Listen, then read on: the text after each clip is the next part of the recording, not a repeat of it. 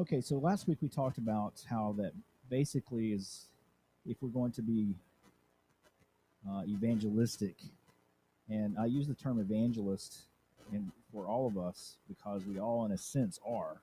And we usually think of an evangelist as a preacher, but that really isn't what it means. Evangelist is someone who is a good newser. That's that's all it is. You spread good news, and so we can do that in a lot of different ways. In fact, you probably have heard the term used even in secular vernacular, where I've heard of people who are Apple enthusiasts, for example. They're called Apple evangelists because they go around telling everybody the good news about Apple and their great products and the iPhone and how great it is. And so everyone they talk to, they're like, "Hey, look at my phone." So there's a connection and an excitement that they're sharing with other people. That's really what an evangelist is, just sharing good news. And the good news, of course, that we have is that about Jesus. But we discussed how last week we discussed what it meant, because it's not just about telling people good news. It's not the things that we think are good. It's good news for them. So we're trying to be problem solvers for other people, and we believe, of course, that God is the one who's going to solve problems. He's the one that can help give them the solutions that they need. And so we're trying to help them see. And it boils down to, of course, the death, the burial, and the resurrection of Jesus. All those things relate to, and the ascension of Jesus too. All those things relate to our happiness and well-being on this earth. And so if we help people understand how that applies to their particular life, then we'll be successful in helping them to see who God is and what He can do for them and help them. And so that's our job. And it's not our responsibility how they respond to it, of course. We want to be as proactive and as good as we can be in trying to help people understand the truth. But it's not really dependent on us. It depends on what they're looking for, right? So if they're looking for answers and they're willing to actually think about how God can help them, we can help them find that. But if they're not willing to listen, or they're not willing to have a discussion about that, then we really can't help them. One of the problems that we run into in the world, and you may have seen it too, and we're seeing this around, is that we're taught to depend on other things for happiness and success in life. So, what would be some examples that people are taught to generally that people are taught to trust in or to rely on in order to have a good, happy life? Money, that's a big one, right? But most of us don't have money, right? We don't have a lot of it, yeah. Success, okay. What kind of success? Money again? Going back to that? Okay, so we're taught that if you want to have a happy life, then you go out and you get your job. It's going to be a nice, stable employment for 40 or 50 years, and then you die, right? You retire just long enough to have health problems and spend your retirement going to the doctor. What else? This is kind of related to that. Are we taught to, now this is going to be a little controversial, but are we taught to trust in science? Yes, very much so. I'm not suggesting that science is wrong, is all wrong. Science is the collection of knowledge. But some sciences are better than others. We have to admit that. So there are a lot of people that follow and they put their trust in what's the purpose that Elon Musk and all these other people, the billionaire space race, what are their ultimate goals? You know, but more money. I'm talking about, what are they trying to accomplish in space? Where are they trying to go? I don't know about the others, but Elon Musk's idea is he wants to go and colonize Mars, because he believes that if we have humans there, when we eventually kill ourselves here, we'll actually have another place where humans exist and they can come back and repopulate the planet. Where is he putting his trust? Pretty obvious, right? So we're encouraged to trust in science's wisdom and ability to save us. All right. So the same thing with the warming planet and all kinds of other things that are going on. I'm not suggesting that I'm not anti-science, but where do we put our trust? Do we trust God or we trust our ability to figure things out?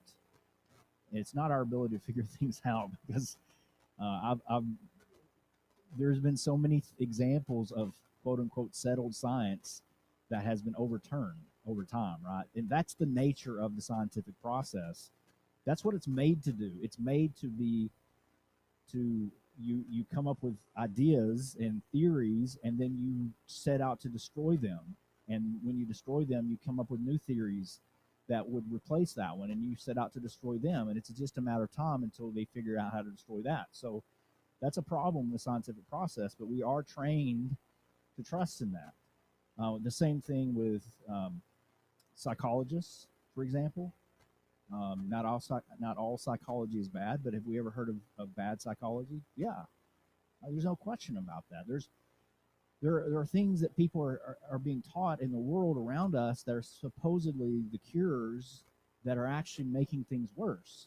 And so we have to make decisions. We're going to trust God. We're going to trust humans and their ideas.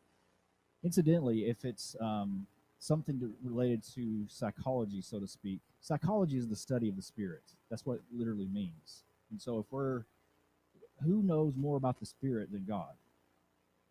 If there are things that the psychologists stumble upon as far as truths go, I guarantee you that whatever truths that are found, if you compare them to what the Bible teaches, they're already there to begin with.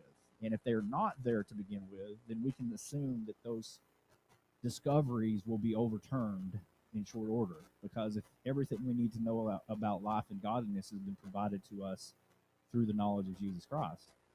So that's where we are. So we have to keep these things in mind and remember that sometimes if we approach someone with, well, how do you overcome problems in your life?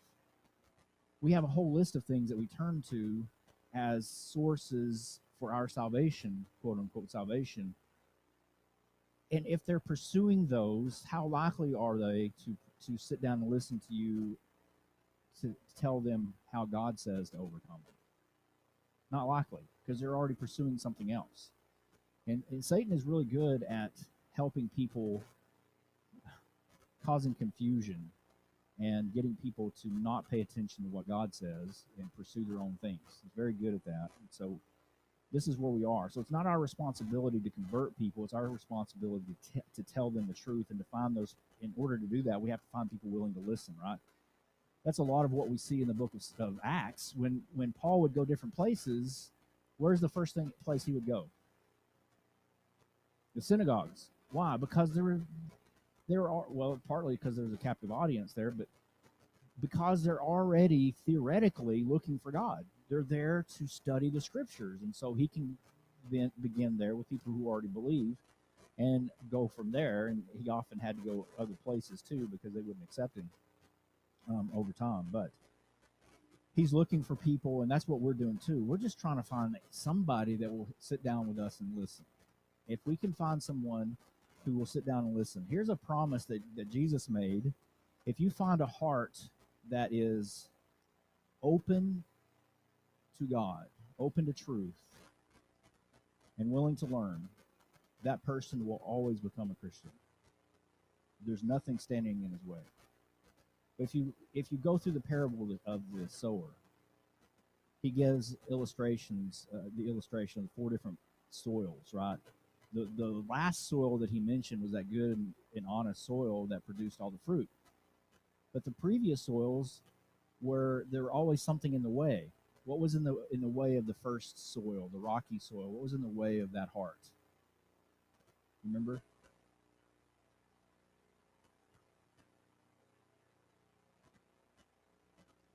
Wouldn't produce anything. It wouldn't even listen. It just kind of hits and bounces off, right?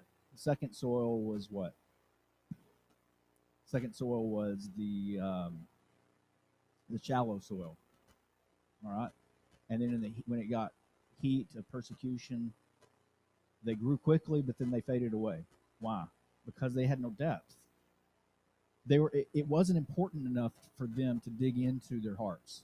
and let it penetrate their hearts. The third one was, so that shows that they weren't really sincere. There was no the honesty was not there, openness was not there. The third one was what? The weeds. What did the weeds represent? All the other things about life, the riches of this life, the cares of this world. They grew up and choked out the word so that it couldn't produce fruit.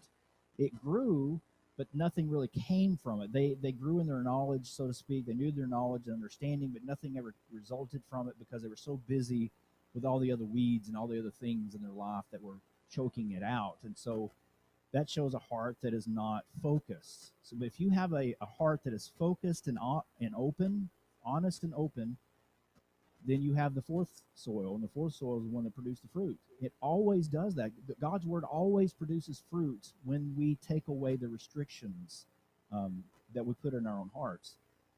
And so this is what we're looking for. We're just trying to find those people who have the good and honest hearts that they will respond appropriately. So here are some principles about this as to when you're sitting down to talk to someone, is have an end goal, have an end in mind. What is it you're trying to accomplish with these people? We could say, well, we're trying to accomplish baptism. I have no problem with that, but that's not our goal. What is our goal ultimately? We sit down and study with someone. What is our ultimate goal for that person? Yeah, for them to go to heaven, right? So we can train them about what to do, but once they're baptized, do we have anything else? Yeah, lots of things. So what we should start with is helping people see, all right, this is the big picture. This is where we're heading. It's not just a few steps. This is the few steps to the rest of your life, and we can help you get this. So part of what would be we're trying to help people see, okay, in order to be a faithful Christian, a faithful child of God, in order to enjoy the life that God has provided for us, we're going to have love, joy, peace, patience, kindness, goodness, faithfulness, gentleness, self-control. All those things, the fruit of the Spirit, those things are going to be abounding in our lives. This is what God intends for us to grow and develop as Christians. And there's no philosophy or approach to life that does that better than Christianity. It develops all those things because that's what Christianity does. And so if we want those kinds of things, we have to help them see that they can have those things. A lot of times people are pursuing, they want these things, they don't realize what they're wanting, but they know it's something, and they're pursuing it, but they're pursuing it in the wrong ways. They're trying to find happiness and ease of guilt. They're trying to find some worthiness or some worthwhileness, trying to fill the empty void. They're doing it with all these different approaches and things that people even say work, but it's not God. So they're not getting what they actually have been created to get. And that's where we start. So we start with the end in mind, and we eliminate activities that don't build toward that don't support that, right? So examples of that, of course, is living the lust of the flesh in the works of the flesh in Galatians chapter 5. That whole list of things there are examples of what get in the way of the fruit of the Spirit. So if we take those things out and we're pursuing the fruit of the Spirit, then that's success. We have to help people see that. So he says in chapter 5 and verse 16 of Galatians, I say then, walk in the Spirit, and you shall not fulfill the lust of the flesh. And then he says, the works of the flesh in verse 19 are evident, which are adultery, fornication, uncleanness, lewdness, idolatry, sorcery, hatred, contentions, jealousies, outbursts of wrath, selfish ambitions, dissensions, heresies, envy, murder, drunkenness, revelries, and the like. All right, so these are the things that people actually pursue in life, thinking that they're going to find some good from, and they end up. Have you ever met someone who, have you ever known someone who committed adultery on their spouse? I think we all have heard of it, if we don't know somebody personally.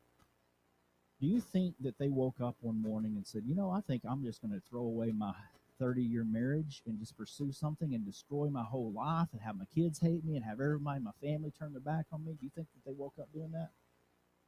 No, it was a process, right? They woke up one day and realized they probably woke up one day and realized, how did I get to this point? I mean, that's how it works. But they got to that point because of the pursuits that they had engaged in that brought them to that point. That's the way it always works. But sometimes we don't put two and two together. So instead of pursuing those things, what are we going to pursue? We're going to pursue love, joy, peace, patience, kindness, goodness, faithfulness, gentleness, self-control. So those are the fruit of the spirit. Anyway, I'm sorry, I don't mean to ramble on this. This is about looking for helping people see what they can get.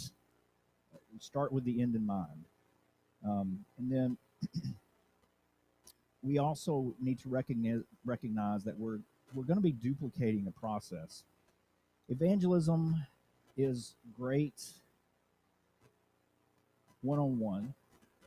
It's perfectly fine. But what tends to happen if we're not careful is that we will very quickly, if you only know one or two people that are willing to listen to you and sit down with the gospel, what happens after you teach those one or two people?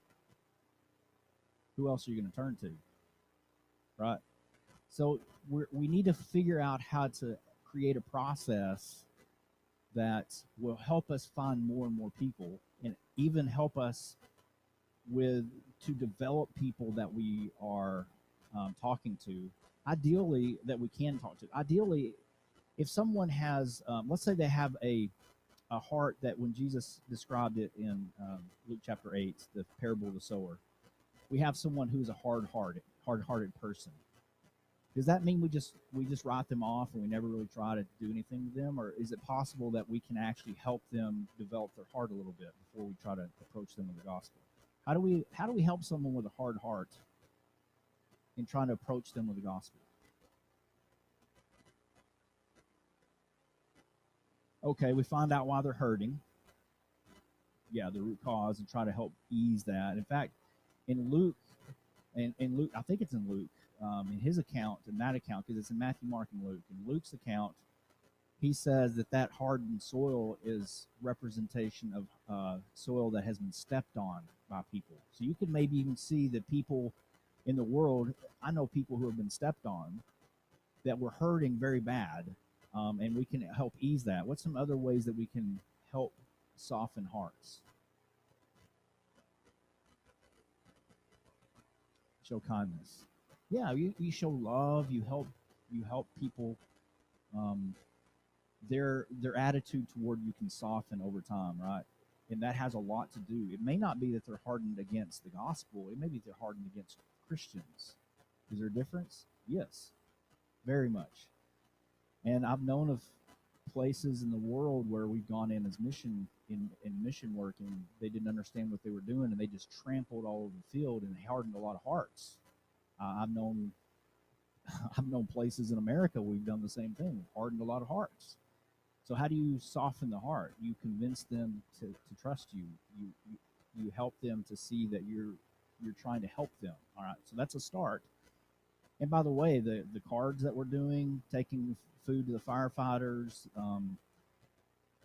well, anything that we're doing, all the activities that we're trying to get involved in and engaged in, having the marriage seminar, these are all actively pursuing, trying to show people that we care, that we're trying to help. And the more you do that, the softer the hearts are going to become. So they may not be ready to hear the gospel yet, but they're developing their heart. What about people who are who don't think that the gospel is very important? Is there something that we can do for them to help them?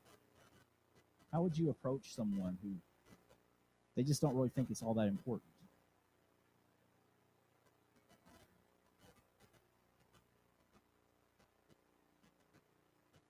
Show them the importance. All right. How would you do that?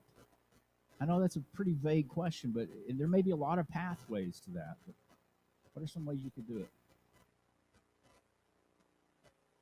See a need, feel a need. Yeah.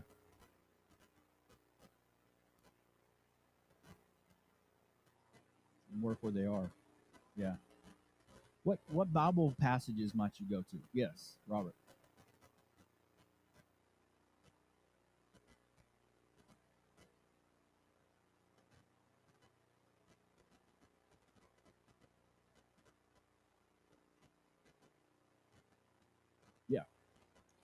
Yes, showing people eternity, reminding that they're quickly going to it, right? Um, in relationship to that, the book of Ecclesiastes is excellent because what does it do? It shows you the vanity of this world, right? The quickness of it, not only how fast it is, but the pursuits that people engage in, and everyone can relate to that. So you walk up to anyone on the street and ask them if they think ultimately their job is going to give them the complete satisfaction of life. Most people are going to say no, and then ask them what is, and a lot of times they won't know. It may be though that they what would be the most common response, if it's not God, it's going to be family and friends. And what's the problem with that? They're not going to get you to heaven. They're not going to be around all the time. And even having the most friends, the most acquaintances, in the end, when you die, how many of them are going to go with you? We're all facing eternity ourselves, right? We're facing God alone. And there'll be billions of people around, but it's just me and God, right? When we get up there, it's just me and God. So I need to be ready for that. And ultimately, if I can't, if my relationship with God is not secure, it doesn't matter how many friends I have or how good I feel on this earth. It's still going to end. So there's all kinds of ways that we can approach it with people. And I'm not suggesting that you get dismal every time you see someone you're going to die. Every now and then having a discussion is good though. What did you say?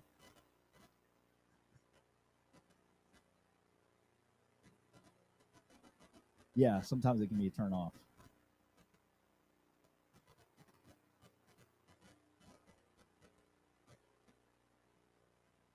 Yes. Yeah. So we don't want to be just all negative. That's for sure.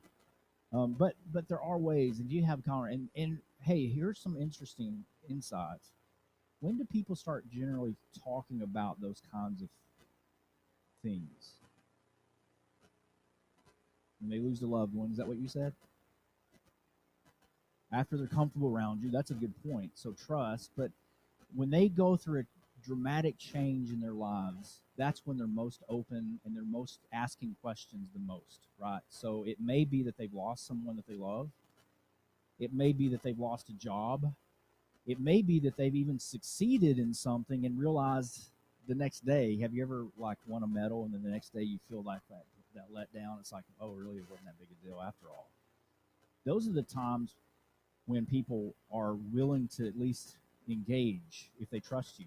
So that's the reason that we have on the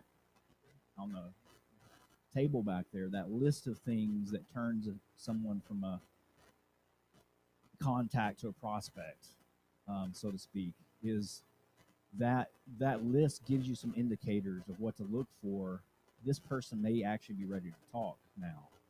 Someone who has a funeral, they're probably, if they trust you, they're probably willing to have some kind of a discussion. And it may just be that long, but it's a seed, right? So you're planting a seed, and you can come back to it later. So anyway, we find ways to duplicate this. And here's the thing that we all know is that the people that we're going to have the most success with in teaching the gospel are who? The people that trust us, right? So we're talking sometimes family, they don't really trust us that much. They've seen too much, right? Prophet is not without honor except in his own country, as Jesus said. But friends, how about strangers? Not likely.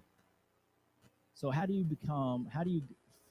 in fact, most of the people, if you're diligently trying to set up Bible studies with people, you're going to find out that most of those people are going to be strangers to you at one time. But the thing is they're friends with somebody, right?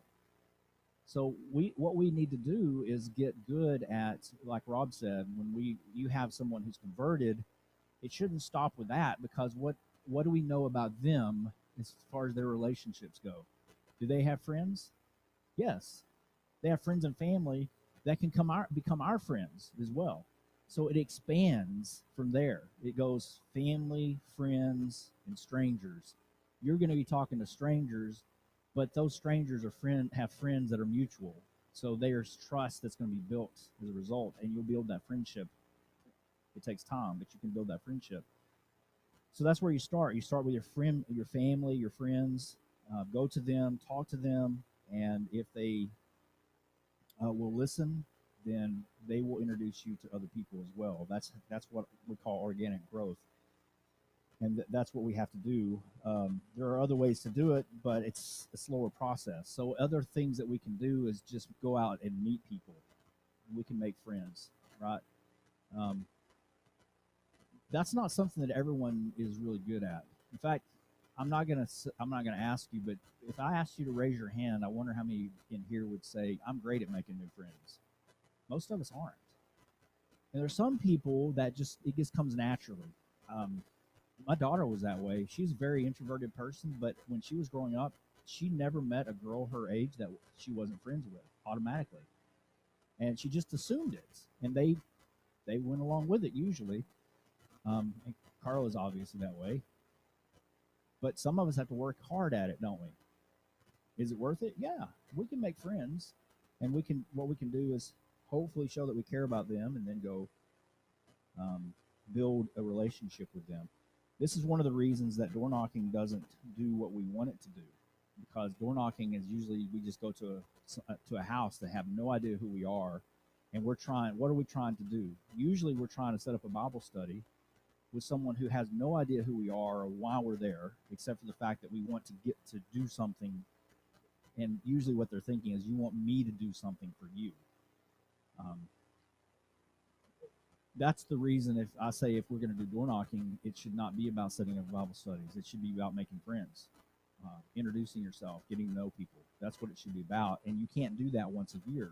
So if you're going to be actively engaged in reaching door to door, it only makes sense that we're doing it on a regular basis, so, which we're not doing yet. We will eventually, but not everyone, but some people will. So we build relationships, and then we can fill their needs, help them understand what God wants them to do. And um, once we help them figure out the solutions to their problems, ultimately in Jesus, we then can help them realize that they have friends and family that also have problems that we can help them with. They can help them with. And that's where the process goes. And it's not one of those things where we have a Bible study, they're converted, and then the next week we have a Bible study with someone else. It doesn't work that way. It's going to take time. It may take months for them to get to the point where they can say, okay, I think I can introduce someone else. I can introduce you to someone else. They may not do the Bible study themselves, but they may introduce you to them. So what you have to do, and this is the complicated part sometimes, is you have to have a lot of these relationships going at one time, because then you'll have some studies from this one, and that'll slow down, then you'll have studies from another one. If you want to stay busy with it, you need to have a lot of different relationships going at one time, so you can kind of juggle that, and it gets difficult sometimes, and everyone's at a different place, but that's what's best if you're trying to you want to stay active with it. Anyway, that's kind of more of a later on kind of thing as we get into it.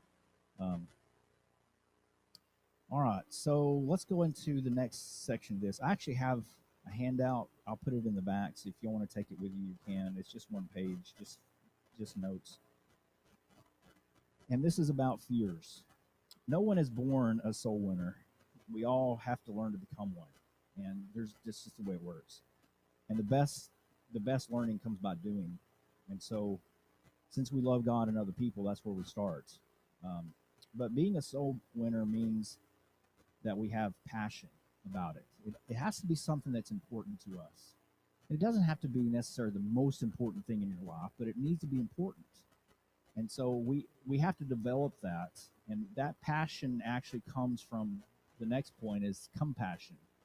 And compassion means that we look at other people and realize these people are hurting and they're lost, and I can actually do something about it. I can actually help them. And of course, it's not me, but introducing them to the ideas. It also means personal growth, because when we start realizing that other people have needs that we can fill, and we're trying to fill them, we're going to grow. There's really no choice in the matter. If we're going to grow to meet them, and some people have said it that if you have other people around you, you don't really walk to them; you grow to them. So you're if you want to say it this way, your spirit expands to the point that it touches their spirit. That's kind of an idea of personal growth. The more you grow, the more people you can impact, and that actually is you can see this hinted at in a lot of different places in Scripture. It's a good judge about where you are on your personal growth, your personal development. If service to other people is a way to influence them, which Jesus said it is, and service is part of our growth as a Christian, our requirements or responsibility as a Christian, then that means that we're serving other people, we're influencing other people. So if we look around and we have no one in our life that we're actually influencing in any way, shouldn't that be an indication that there's something amiss somewhere? That because if we're serving people, we're going to be influencing them. If we're not influencing anyone in any way, then that's probably an indication that we're really not serving people. And that's not an indictment as much as an encouragement. It also is possible that we just don't see how we're influencing other people. We need to recognize that too. We may not realize the influence we're having on others, but it should be there. So we should be influencing people. And the more ability we have the more we grow, the more ability we have to influence other people. And it's just amazing when you think about how much influence did Jesus have on the people of his generation. And we can blame the miracles and say, well, if I could do miracles, I could do that too. I would suggest that that's not true, because there were a lot of other people who were able to do miracles too that didn't have near the influence that he did. I'm thinking the apostles had a huge influence too, but there were other people who had miracles, the ability to do miracles in the New Testament, right? Yeah, certainly. How many books were written by or about them? Most of the people just never had the influence that Paul or Peter or the other apostles had. And how many books are actually written about the other apostles? Not much. I mean, there's really nothing much said. And I don't mean to insult them. That's not my point at all. I'm just saying that influence it's tricky and it's difficult. So we just wouldn't automatically have the influence of Jesus if we could raise the dead. Because they didn't have the influence that Jesus had. Jesus influenced people because of his personal growth and development. He had the ability to help other people a whole lot more than we do. And, well, we can see then if we continue to grow, we can be more like him. Perhaps we can have more influence too. So we're a soul winner by having passion, compassion, personal growth, and by being a soul winner means to be an example to other people as well. So we help people see this is how you're not only supposed to live, but this is how you do it. So here's some points that this is from the book Fishing for Men. I have the book if you're interested to read it. I've got 4 or 5 copies of it in there. That part of what we bought whenever he was here, Rob was here. This is from chapter 1. He says to begin by prayer, for praying for help and wisdom and perseverance. James 4 and James 1. James 1 says to pray for wisdom. James 4 says the effective prayer of a righteous man avails much. James 5. And we also have we have prayer, and then we also can study, right? We study the Bible primarily. He suggested to study debates. How many of you have ever read a debate? They are excellent studies. Now, sometimes you have to get through the tone. Sometimes debates can be contentious. Most of them that I've read are not. But they have an incredible amount of information. And not only is it good information, you also get to see the other side, which is very valuable, because then you can weigh for yourself. Okay, which one's making the most sense? And it's very faith affirming. And if it's not faith affirming, then you get to learn new things that will help your faith. So it's very, very good, and it's a very good practice. You can see both sides that way. Also, you can study methods of evangelism that have already been developed. This is one that we're going to get into, the fishing for men. There are a lot of other good ones out there. OBS is the first one I ever learned. It's called Ivan Stewart. And his book is called Go Ye Means Go Me. And it's literally, it's that thick. It's huge. But half of it is Bible studies that you can do with people. You just put them all in the book. It's very good. And it even gives you an outline, kind of what Rob did with us. It gives you an outline of how to approach in the community and what to do and how to set it up, and very, very detailed. And there are a lot of other ones too. Fishing for Men is another. Fishers of Men is another one. This is fishing for men. There's fishers of men. There's several other ones. There's one called We Care, which is pretty good too. There are a lot of different ones. But we're going to be studying this one, which is basically a 3 Bible study study, 3 Bible study, and with the intention of having more if needed. Then, third thing he says, how to begin is to trust God, realize that He can use you to do His will. And I've talked a lot about this. I believe with all confidence that God is at work through providence, and that it's possible that we are here at the right time at the right place for Him to work through us. And the only way that we can know for sure is to just get out there and get to work and see what happens, right? I don't know what God is going to do, but I do know that He wants us to grow, and that He's the only thing that actually is in the way of our growth is us. Because if we will reach out, we will find people who want to be saved. They're out there, and we have to learn how to develop them. So we can kind of get in the way, but that's why we're talking about it now, so we can help hopefully grow that.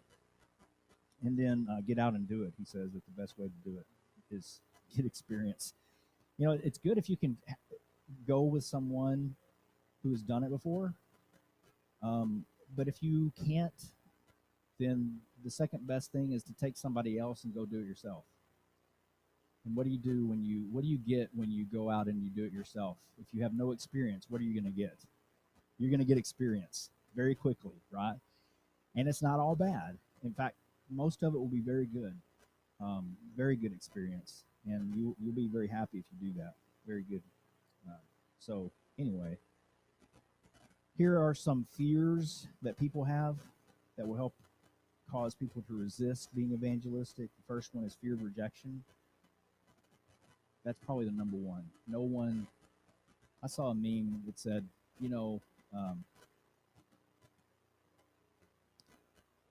boys are just terrified of girls. Men are terrified of women. Because of, you're scared to go and ask for a date or whatever. You know what they're afraid of? Rejection, right?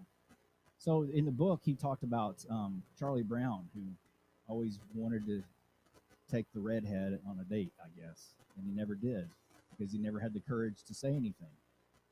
Well, we're not going on dates with people, but it's similar because we think if we go up and ask someone to have a Bible study, what are they going to say?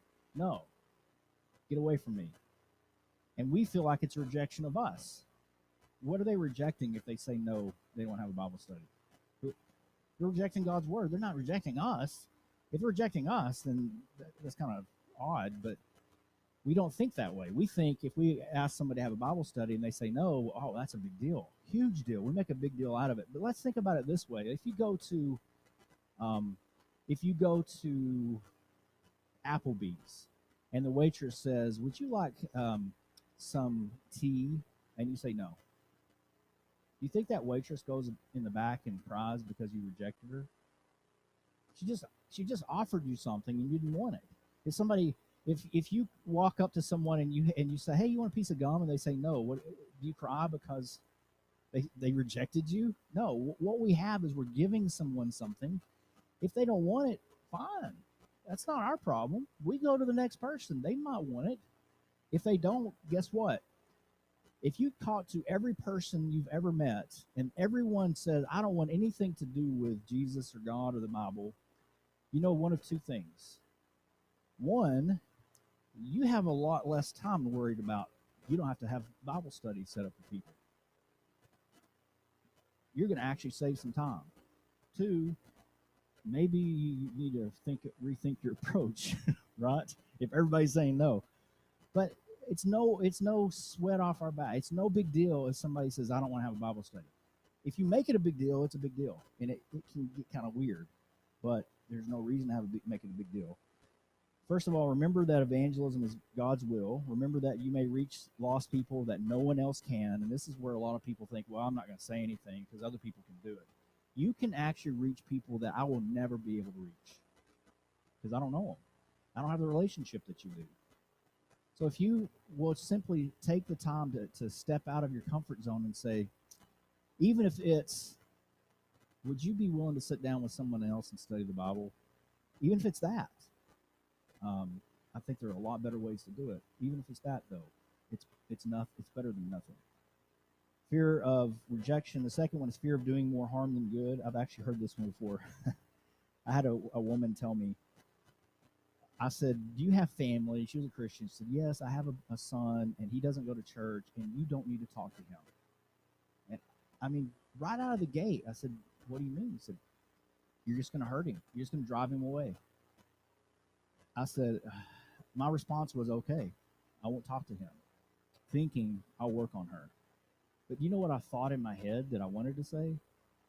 If he's away from God, how's it going to get worse, right? It's not going to get any worse. Say, well, he hates God now because I approached him. If he hates God simply because somebody sat down and said, I care about you and I want to help you, and he turns against God, he's already decided he hates God. He's just looking for an excuse. It's not going to be any worse to talk to someone. Now, you can do it wrong. I've seen people who've done it wrong. I told you about a friend that I had that he would go door knocking, and they would open the door, and he would ask them where they go to church, and then he would just sit there as long as he could, just berating that church and telling all the bad things that he knew about that church until they slammed the door on him. And then he went back around to all of us and said, I was persecuted for Christ. That was ridiculous. So yeah, you can do it wrong, but if you care about people and you actually love them, you're not going to hurt anything by asking them for a Bible study. All right, we'll finish that up next week, Lord willing. Does anyone have any comments? I've been doing all the talking. May have comments or questions? Yes, Paul.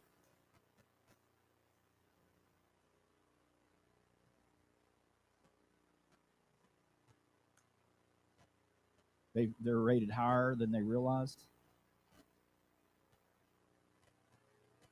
Yeah, that's a good point. So in companies, if they do surveys, then Christians are usually ranked higher than they realize they are for influence and good. Yeah, that I'm not surprised, but that's good to hear.